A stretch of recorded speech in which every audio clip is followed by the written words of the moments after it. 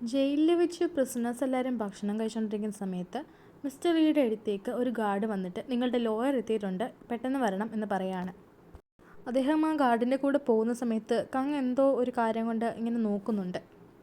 Mister ലീയെ ആ ഒരു lawyer ഇരിക്കുന്ന സ്ഥലത്ത് കൊണ്ടുവിട്ട ശേഷം നമുക്ക് കാണാം ആ ഒരു കൊണ്ടുവരാൻ വന്നൊരു ഗാർഡ് എന്തോ ഒരു കാരണത്താൽ ചിരിക്കുന്നതായിട്ട് നമുക്ക് കാണാം. മിസ്റ്റർ ലീ അവിടെ എത്തിയതിന് ശേഷം ആ ഒരു ലോയർ പറയാണ്, എന്നെ ചെയർമാൻ ബങ് അയച്ചതാണ്. അദ്ദേഹം ഉടനെ തന്നെ ഒരു പ്രസ് കോൺഫറൻസ് ഏർപ്പെടുത്തിയിട്ടുണ്ട്. നിങ്ങളുടെയും നിങ്ങളുടെ മകൾ ദാമിയുടെയും ഇന്നസെൻസ് പ്രൂവ് ചെയ്യാനായിട്ടാണ് ആ ഒരു പ്രസ് കോൺഫറൻസ്. അദ്ദേഹം ആ ഒരു ഇവൻറ്റിൽ എല്ലാ സത്യങ്ങളും തുറന്നു പറയാനായിട്ടാണ് തീരുമാനിച്ചിരിക്കുന്നത്. മിസ്റ്റർ ലീ ഈ സമയം പറയാണ്, ഞാനൊരു ഡ്രഗ് അഡിക്റ്റ് അല്ല. എൻ്റെ ബ്ലഡിൽ ഡ്രഗിൻ്റെ കണ്ടൻറ്റ് ഉണ്ടാവാൻ കാരണം ഡിറ്റക്റ്റീവ് നാമാണ്. ഞാൻ ജയിലിൽ നിന്നിറങ്ങിയ സമയത്ത് അയാൾ എനിക്കൊരു ഡ്രിങ്ക് ഓഫർ ചെയ്തിരുന്നു. ആ ഒരു ഡ്രിങ്കിൽ ഡ്രഗ്സ് ഉണ്ടായിരുന്നു. അയാൾ തന്നെയാണ് എൻ്റെ വീട്ടിൽ ഡ്രഗ്സ് കൊണ്ടുപോയി വെച്ചത്. ദാമിയുടെ കേസിൽ ഉറപ്പായിട്ടും ആ ഒരു ഡിറ്റക്റ്റീവിന് എന്തോ ഒരു ഇൻവോൾവ്മെൻ്റ് ഉണ്ട്. അത് പ്രൂവ് ചെയ്യാൻ സാധിച്ചാൽ എൻ്റെ ഇന്നസെൻസ് എത്രയും പെട്ടെന്ന് തന്നെ പ്രൂവ് ചെയ്യാൻ സാധിക്കും.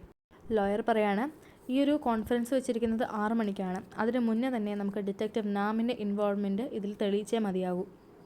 അതേസമയം ആ ഒരു സ്ക്രിപ്റ്റ് വായിക്കാൻ വെച്ചിരുന്ന ആ ഒരു മീറ്റിങ്ങിൻ്റെ സ്ഥലത്ത് ഉണ്ടായ ഒരു പ്രശ്നം അറിഞ്ഞിട്ട് രാഹി ഹൻമുനിയെ വിളിപ്പിച്ചിട്ടുണ്ടായിരുന്നു. ഇങ്ങനെ ഓരോ അപവാദങ്ങൾക്കൊക്കെ ഇടയിൽ ഇട്ടിരിക്കുന്ന ഒരു ആക്ട്രസിനെ എൻ്റെ ഏജൻസിക്ക് ആവശ്യമില്ല. എത്രയും പെട്ടെന്ന് ഈ പേപ്പറിൽ സൈൻ ചെയ്തിട്ട് കോൺട്രാക്റ്റ് എൻഡ് ചെയ്ത് ഇവിടെ നിന്ന് പോകണം. നിന്നെ ഇനി എൻ്റെ ഏജൻസിയിൽ വെപ്പിക്കാൻ എനിക്ക് സാധിക്കില്ല. എനിക്ക് നിൻ്റെ ആവശ്യം ഇനി ഇല്ല എന്ന് തന്നെ പറയാണ് റാഹി. മോനെ സ്വന്തം ഭാഗം ക്ലിയർ ആക്കാനായിട്ട് ഒരുപാട് സംസാരിക്കുന്നൊക്കെ ഉണ്ട്. നിൻ്റെ വാക്കുകൾ വിശ്വസിച്ച് ആ മണ്ടിയായ ദാമി എന്ന് പറഞ്ഞ പെൺകുട്ടിക്ക് ഈ ഒരു അവസ്ഥയായി. നീ പറയുന്ന കള്ളങ്ങൾ വിശ്വസിക്കാൻ ഇനി എന്നെ കിട്ടുമെന്ന് നീ വിചാരിക്കണ്ട. അങ്ങനെ പറയുന്ന റാഹിയോട് സത്യങ്ങൾ ഏറ്റു പറയാണ് ഹൻമുനി. ശരിക്കും ആ കുട്ടി അവളുടെ തന്നെയാണെന്ന് അവൾ തുറന്നു പറയുകയാണ്. പക്ഷേ ആ കുട്ടിയുടെ അച്ഛൻ ആരാണെന്ന് നിനക്കറിയാമോ എന്ന് റാഹിയോട് ചോദിക്കുകയാണ്. അതേസമയം ജയിലിൽ മിസ്റ്റർ ലീയും ആ ലോയറിനെയാണ് കാണിക്കുന്നത്. ലോയർ പറയാണ്, ചെയർമാൻ ബങ്ങിൻ്റെ കണക്ഷൻ ഉപയോഗിച്ച് 2 മണിക്കൂർ നിന്നെ ഇവിടുന്ന് പുറത്തിറക്കാനായിട്ട് എനിക്ക് സാധിക്കും. ആ സമയം കൊണ്ട് ഡിറ്റക്റ്റീവ് നാമിനെതിരെ എന്തെങ്കിലും തെളിവ് നീയായിട്ട് കണ്ടുപിടിച്ച് കൊണ്ട് തരണം. ഇങ്ങനെ പറഞ്ഞിട്ട് ഒരു ഫോണും കൂടി അദ്ദേഹത്തിൻ്റെ കയ്യിലേക്ക് ആ ഒരു ലോയർ കൊടുക്കുകയാണ്. മിസ്റ്റർ ലീ തിരിച്ച് ജയിലിനകത്തേക്ക് തന്നെ പോവുകയാണ്. ആ ഒരു സമയം മിസ്റ്റർ ലീയെ അങ്ങോട്ടേക്ക് കൊണ്ടുപോയ ഒരു ഗാർഡിനെ നമ്മൾ വീണ്ടും കാണുകയാണ്. കൂടാതെ ഇടയ്ക്കിടയ്ക്ക് ഇങ്ങനെ വിരലിട്ട് തട്ടിക്കൊണ്ടിരിക്കുന്നതായിട്ട് നമുക്ക് കാണാൻ സാധിക്കുന്നതാണ്. ഹൻമുനിയുടെ അടുത്ത് സംസാരിച്ചുകൊണ്ടിരിക്കുന്ന റാഹിക്ക് പെട്ടെന്ന് തന്നെ ഡോക്ടർ ചായുടെ കോള് വരികയാണ്. ഡോക്ടർ ഷാ പറഞ്ഞത് ഇതാണ്, അതായത് മിസ്റ്റർ ബങ് ഒരു പ്രസ് കോൺഫറൻസ് ഏർപ്പെടുത്തിയിട്ടുണ്ട്. അയാൾ അതിൽ എല്ലാ സത്യങ്ങളും വിളിച്ചു പറയും, നമ്മൾ പെട്ടു എന്നൊക്കെ പറയാണ്. ആ സമയം പ്രസ് കോൺഫറൻസിൻ്റെ സമയമായി. വീട്ടിൽ നിന്ന് ഇറങ്ങിക്കൊണ്ടിരുന്ന മിസ്റ്റർ ബങ്ങിൻ്റെ അടുത്ത് മീഡിയ എല്ലാവരും വന്നിട്ടുണ്ട്. ആൾക്കാർ എല്ലാവരും ചോദിച്ചുകൊണ്ടിരിക്കുകയാണ്, പ്രസ് കോൺഫറൻസിൻ്റെ സമയത്ത് എന്ത് വെളിപ്പെടുത്താനായിട്ടാണ് ഇങ്ങനെ ഒന്ന് ഏർപ്പാടാക്കിയിരിക്കുന്നത് എന്നൊക്കെ ചോദിക്കുമ്പോൾ മിസ്റ്റർ ബങ് ഇതാണ് പറയുന്നത്, മിസ്റ്റർ ലീയെ പറ്റി എനിക്ക് കുറച്ച് സത്യങ്ങൾ വെളിപ്പെടുത്താനായിട്ടുണ്ട്. അതെന്തൊക്കെയാണെന്നും വേറെ എന്തൊക്കെ കാര്യങ്ങളാണ് ഞാൻ പറയാൻ പോകുന്നതെന്നും നിങ്ങൾക്ക് കുറച്ച് സമയം കഴിയുമ്പോൾ അറിയാം. എല്ലാവരും എത്രയും പെട്ടെന്ന് പ്രസ് കോൺഫറൻസ് നടക്കുന്നിടത്ത് എത്തിച്ചേരുക എന്ന് പറഞ്ഞിട്ട് മിസ്റ്റർ ബങ് അവിടെ കാറിൽ കയറി പോവാണ്. അതിനുശേഷം നമുക്ക് കാണാം റാഹിയും ഡോക്ടർ ചായയും മറ്റൊരു കാറിൽ അവരെ ഫോളോ ചെയ്ത് പോകുന്നുണ്ടായിരുന്നു. ആ ഒരു ലോയർ പറഞ്ഞ പോലെ തന്നെ മിസ്റ്റർ ലീയെ 2 മണിക്കൂറത്തേക്ക് ജയിലിൽ നിന്ന് പുറത്തിറക്കിയിട്ടുണ്ടായിരുന്നു. അദ്ദേഹം നേരെ ചെന്നത് ഡിറ്റക്റ്റീവ് നാമിൻ്റെ വീട്ടിലേക്കാണ്. അവിടെ ചെന്നിട്ട് അയാളുടെ കഴുത്തിന് പിടിച്ചിട്ട്, സത്യം പറ, നിന്നെ ആരായത് ഏൽപ്പിച്ചത്? നിന്നെ ഈ ജോലി ഏൽപ്പിച്ചത് ആരാണ്? എന്നെ കൊടുക്കാനായിട്ട്, എൻ്റെ മോളെ കൊടുക്കാനായിട്ട് നിന്നെ ആര് പറഞ്ഞിട്ടാണ് നീ ഇങ്ങനെ ചെയ്യുന്നത്? നാം ഈ സമയം പറയുകയാണ്, ഞാൻ സ്വന്തം ഇഷ്ടപ്രകാരമായി ഒന്നും ചെയ്തിട്ടില്ല. എനിക്ക് തന്ന ഓർഡേഴ്സ് ഞാൻ അനുസരിച്ചത് മാത്രമേ ചെയ്തിട്ടുള്ളൂ. ഇനി അത് ആരാണ് ഓർഡർ തന്നതെന്നാണ് നിനക്ക് അറിയണമെന്നുണ്ടെങ്കിൽ അതൊരിക്കലും നീ അറിയാനും പോകുന്നില്ല. നാമിൻ്റെ അടുത്തു നിന്നൊന്നും കിട്ടില്ല എന്ന് മനസ്സിലായതിനു ശേഷം അദ്ദേഹം നേരെ മിസ്റ്റർ ബങ്ങിനെ വിളിക്കുകയാണ്. എന്നിട്ട് പറയാണ്, ഞാൻ ഡിറ്റക്റ്റീവ് നാമിൻ്റെ വീട്ടിലുണ്ട്. അയാളുടെ വീട്ടിൽ നിന്ന് എനിക്ക് കുറച്ച് ഡ്രഗ്സ് കിട്ടിയിട്ടുണ്ട്. കോൺഫറൻസിൻ്റെ സമയത്ത് ഞാനത് നിങ്ങളുടെ കൈ കൊണ്ടുതരാം. അത് എവിഡൻസ് ആയിട്ട് കാണിച്ച് അയാൾ എന്നെ കുടുക്കിയതാണെന്ന് നമുക്ക് പ്രൂവ് ചെയ്യാം എന്ന് പറയാണ്. ഇത് കേട്ട് മിസ്റ്റർ ബങ് പെട്ടെന്ന് തന്നെ ടെൻഷൻ ആവുകയാണ്. ജയിലിലുണ്ടായിരുന്ന നീ എങ്ങനെ പുറത്ത് വന്നു എന്ന് മിസ്റ്റർ ലീയോട് ചോദിക്കുകയാണ്. നിങ്ങൾ തന്നെയല്ലേ എനിക്കൊരു ലോയറിനെ ഏർപ്പാടാക്കിയത്? അദ്ദേഹം വഴി 2 മണിക്കൂർ എന്നെ പുറത്തിറക്കിയത് നിങ്ങൾ തന്നെയല്ലേ എന്ന് മിസ്റ്റർ ലീ ചോദിക്കുമ്പോൾ, ഞാനങ്ങനെ ഒരു ലോയറിനെ ഏർപ്പെടുത്തിയിട്ടില്ല.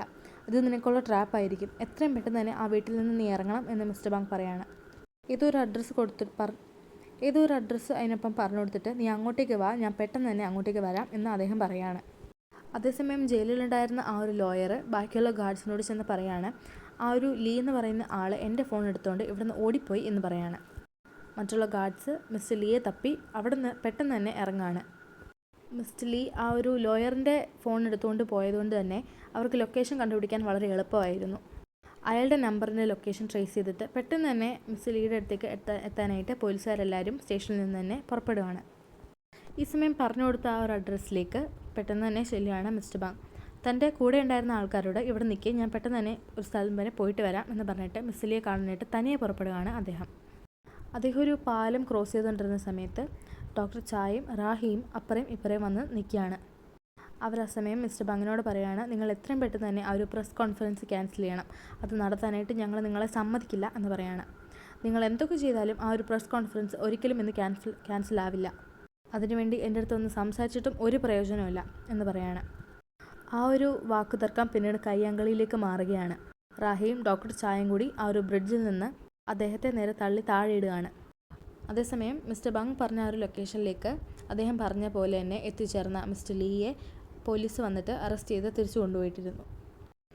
അതേസമയം യങ് ജിൻമോ ടി വിയിൽ ന്യൂസ് കാണുകയാണ്. അതായത് ചെയർമാൻ ബാങ് മരണപ്പെട്ടു, ഒരു ബ്രിഡ്ജിൻ്റെ താഴേക്ക് വീണായിരുന്നു അപകടം എന്ന് പറയുകയാണ്. അതേ ലൊക്കേഷനിൽ വെച്ച് തന്നെ മിസ്റ്റർ ലീയെ പിടികൂടിയത് കൊണ്ട് തന്നെ പോലീസുകാർ നേരെ ആ കുറ്റം മിസ്റ്റർ ലീയുടെ തലയിലേക്ക് ഇടുകയാണ്. ചെയർമാൻ ബാങ്ങിനെ കൊന്നത് മിസ്റ്റർ ലീ ആണ് എന്നാണ് ഇപ്പോൾ ന്യൂസ് വന്നുകൊണ്ടിരിക്കുന്നത്.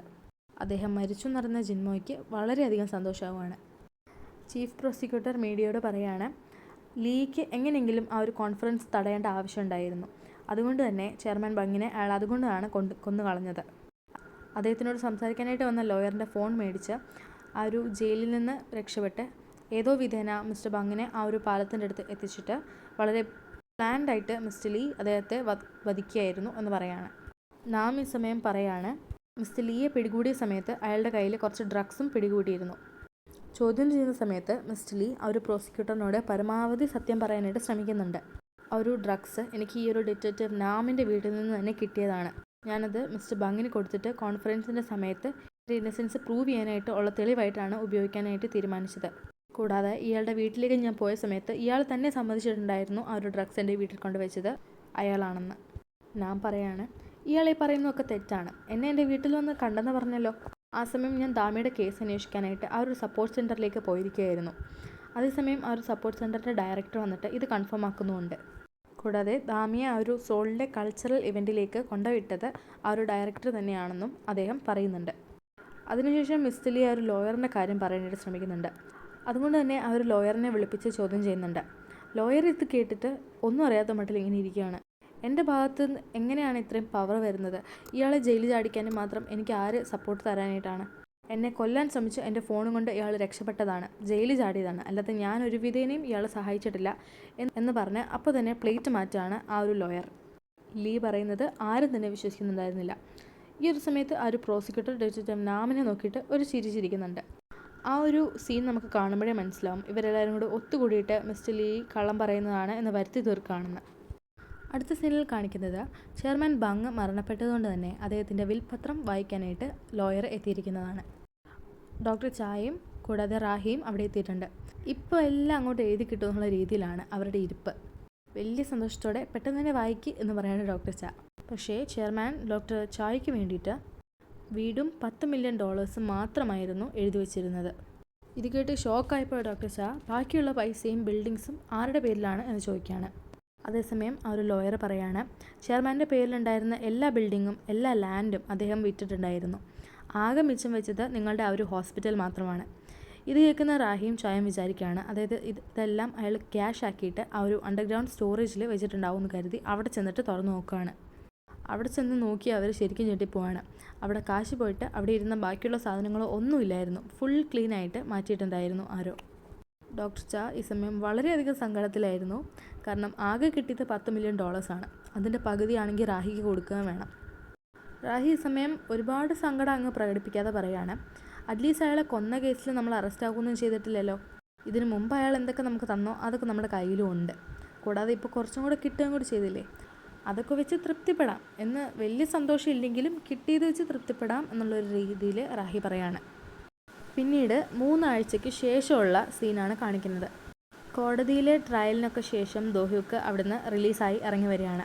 ആ സമയത്ത് ആ ഒരു കോടതിയുടെ ഫ്രണ്ടിൽ മിസ്സസ് ലീ ഒരു സമരം ചെയ്യുന്നുണ്ടായിരുന്നു. തൻ്റെ ഹസ്ബൻഡിനും മകൾക്കും നീതി വേണം എന്ന് പറഞ്ഞുകൊണ്ടായിരുന്നു ആ ഒരു സമരം.